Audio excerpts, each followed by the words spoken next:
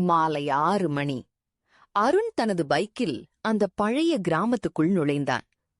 அவன் camera on பண்ணி சொன்னான், இன்று நாம போறது அந்த பிரபலமான பேய் வீடு.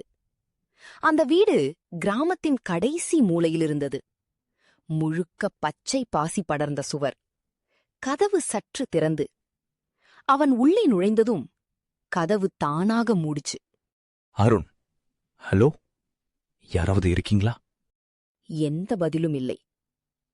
முதல் விசித்திரம், அவன் டார்ச் ஒளியை சுற்றி பார்த்தான். ஒரு பழைய போட்டோ ஃப்ரேம், அதில் ஒரு குடும்பம். ஆனா ஒரு முகம் கருப்பாக அழிக்கப்பட்டிருந்தது. அருண் சிரிச்சான். சினிமா மாதிரி தான் இருக்கு. அப்போ மேலே இருந்து ஒரு சத்தம், டக் டக் டக். அவன் மெதுவா படிக்கட்டில் ஏறினான்.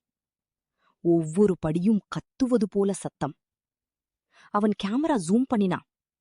ஒரு கதவு, அதுல நெயில்ஸ் கொண்டு எழுதப்பட்டிருந்தது, ஏ திறக்காதே. அருண், அதுதான் ஓபன் பண்ணணும். அவன் கதவை தள்ளினான். உள்ளே அந்த அறை முழுக்க இருட்டு. நடுவில் ஒரு சேர். அந்த சேர்ல யாரோ உட்கார்ந்திருந்தது போல ஷேடோ. அவன் லைட் போட்டான். யாரும் இல்லை. ஆனா சேர் மெதுவா ஆடிக்கொண்டே இருந்தது. குரல். அவன் வெளியே வரப்போனான். அப்போ ஒரு பெண்ணின் குரல். நீ லேட். அவன் திரும்பினான். யாரும் இல்லை. அவன் மூச்சு வேகமா போச்சு. கேமரா கிளிச். அவன் கேமரா ஸ்கிரீன்ல பார்த்தான். அதுல அவன் மட்டும் இல்லை. மீண்டும் அந்த குரல். ஏ. அவன் பின்புறம் ஒரு பெண் நின்றிருந்தாள். அவன் உடனே திரும்பினான். யாரும் இல்லை. மீண்டும் ஸ்கிரீன். அந்த பெண் இன்னும் நெருக்கமா. உண்மை வெளிவருது. அவன் கீழே ஓடினான். டோர் ஓபன் ஆகல.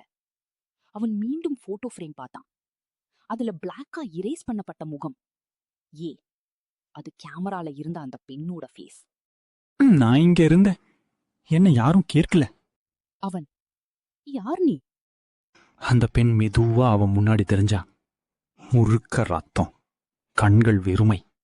நீயும் போக மாட்ட. அடுத்த நாள் கிராமத்துல மக்கள் வந்தாங்க. அந்த வீடு வெளியே அருணின் கேமரா மட்டும் கிடைத்தது. Like, share, subscribe.